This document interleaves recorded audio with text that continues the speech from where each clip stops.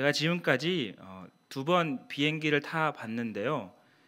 한 번은 제주도를 갔을 때였는데 갈 때 여권이 필요하다는 말을 듣고 심각하게 고민했었지만 잘 다녀왔었습니다. 그리고 또 한 번은 중국을 다녀왔었는데요.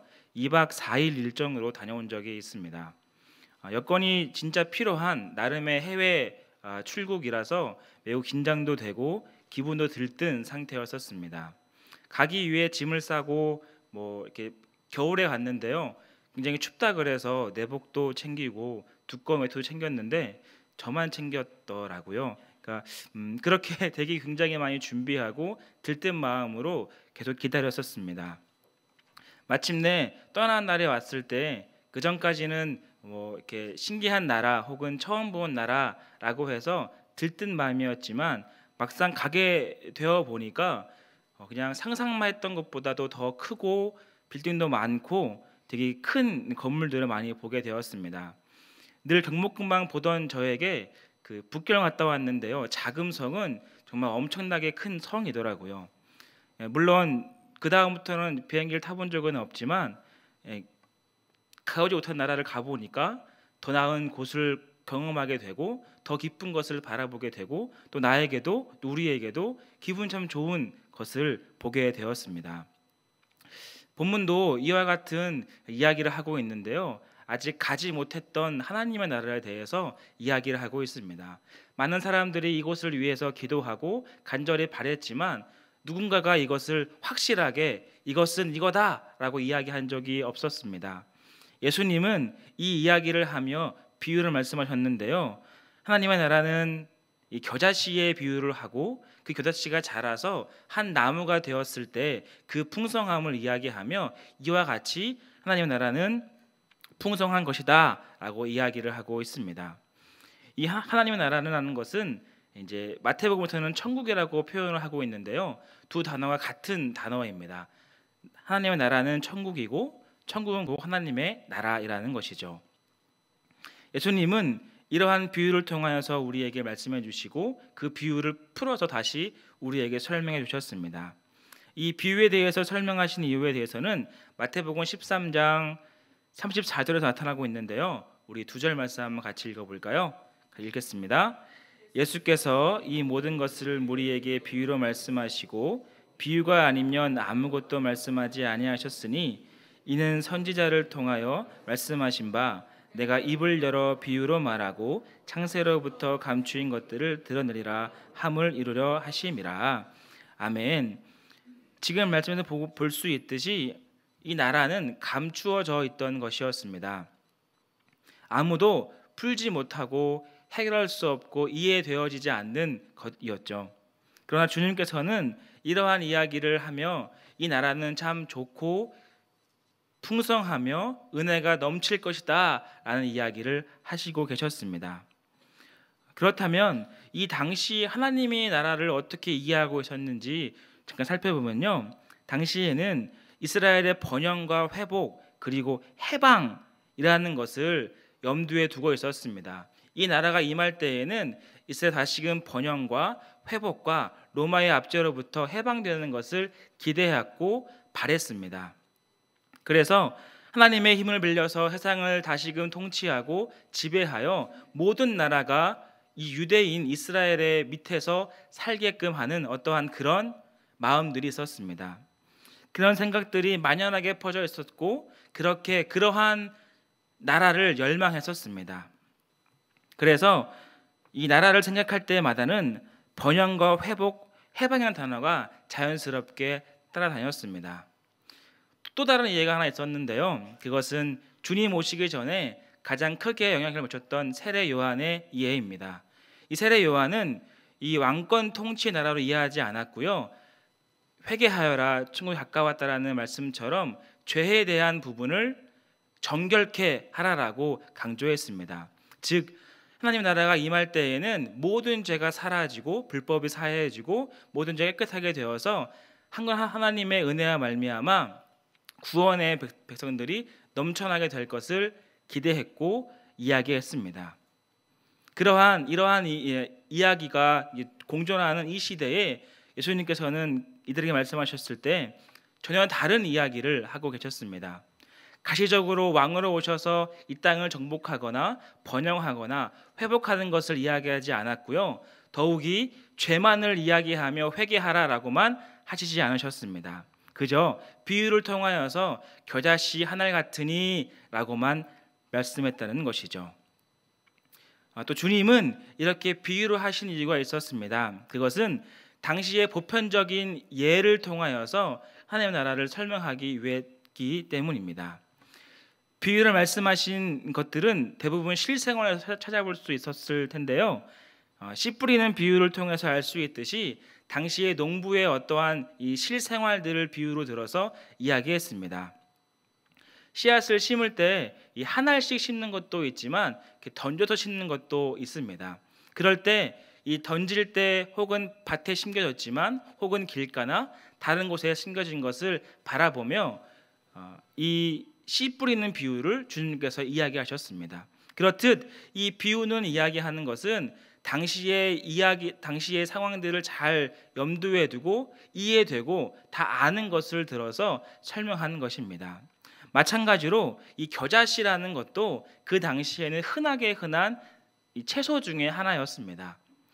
오늘 본문에 볼 수 있듯이 이 자기 밭에 채소를 심었다라고 이야기를 하는데요.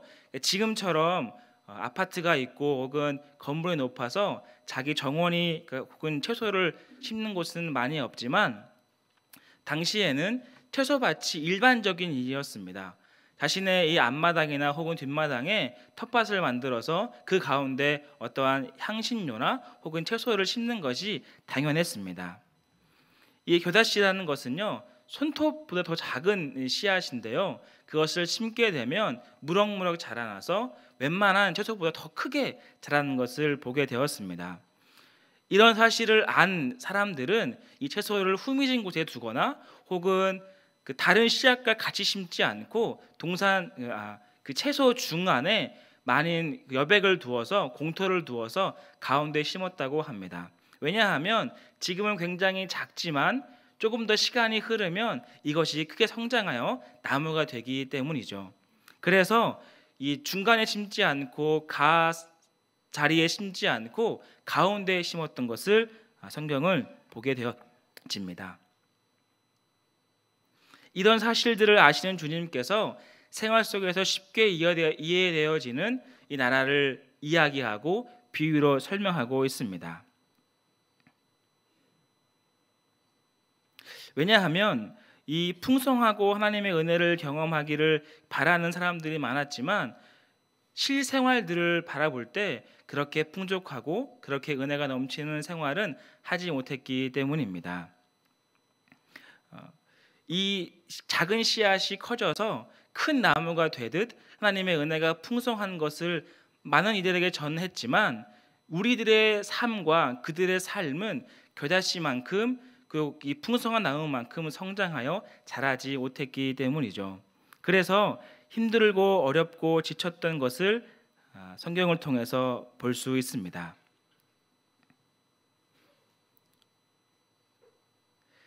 말씀을 듣고 따르기는 했지만 그 말씀을 의지하고 경험하고 그것을 의지하고 살기는 참 어려웠던 것 같습니다.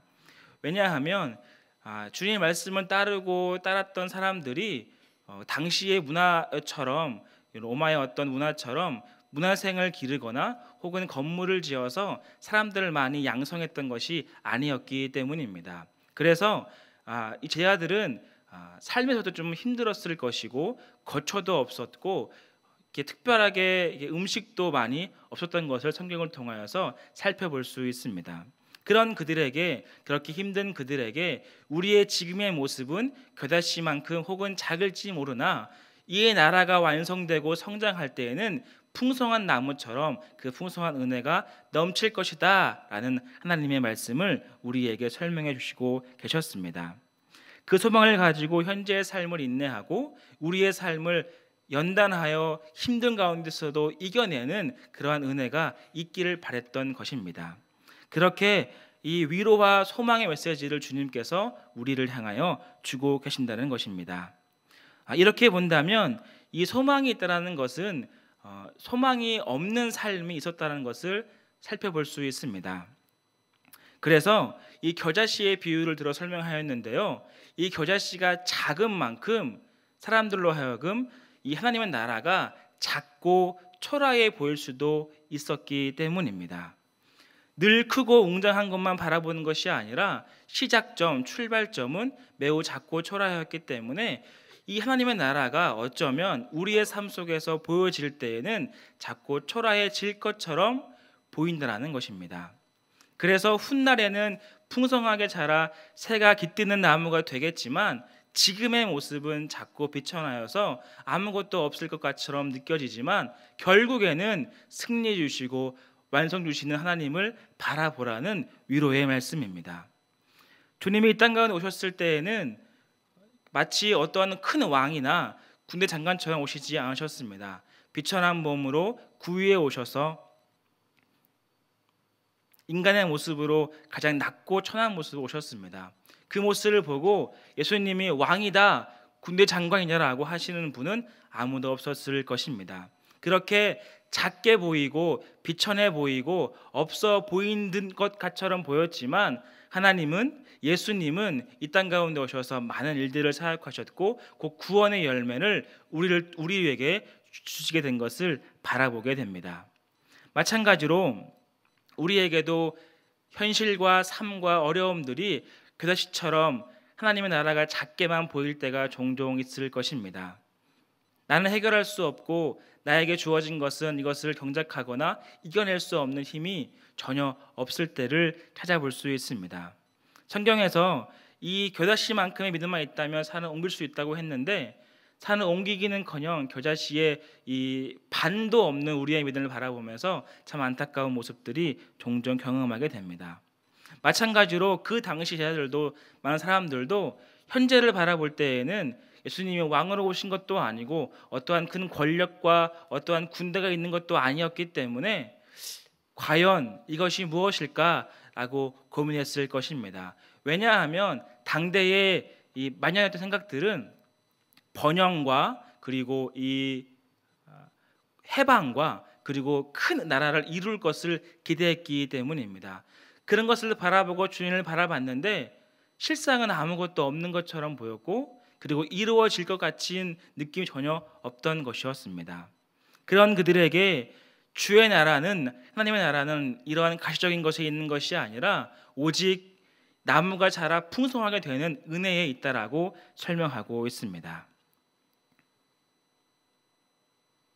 이 나라는, 희망과 소망이 있는 이 나라는 바로 하나님과 또 우리에게 굉장히 중요한 메시지를 주고 있는데요. 그 이유는 바로 구원과 관련되어 있기 때문입니다.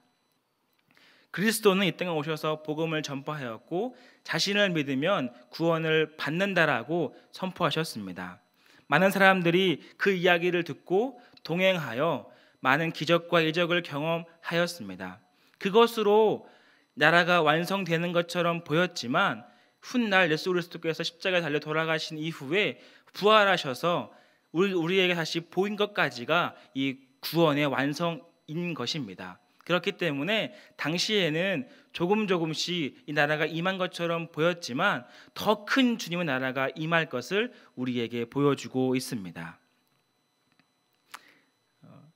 그리하여 주님의 사역을 잘 살펴보면 이 나라가 어떤 것인지를 조금 살펴볼 수 있는데요. 그것은 모든 아픔과 고통이 없는 곳이고요. 귀신들이 없는 곳, 더 이상 괴롭힘을 당하지 못하는 곳을 나라라고 할 수 있겠습니다. 왜냐하면 주님께서 가시고 사역했던 모든 곳에서는 아픔도 없었고 병도 없었고 힘듦과 고통도 없었기 때문입니다.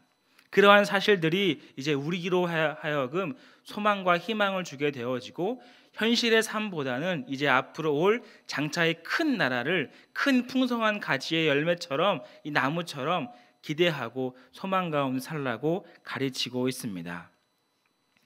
목자가 이끄는 양떼처럼 때마다 푸른 초장으로 인도해 주시고 때마다 나쁜 짐승들로부터 보여주시는 그러한 은혜와 그러한 사랑이 주님으로부터 오실 것을 기대하고 소망 중에 살기를 바라는 것입니다. 그러한 특징을 가지고 그러한 말씀을 가지고 겨자씨에 대한 비유를 우리에게 비유로 소개하고 있습니다. 또 특징이 하나 더 있는데요. 이 겨자씨는 매우 빠른 성장을 보인다고 합니다.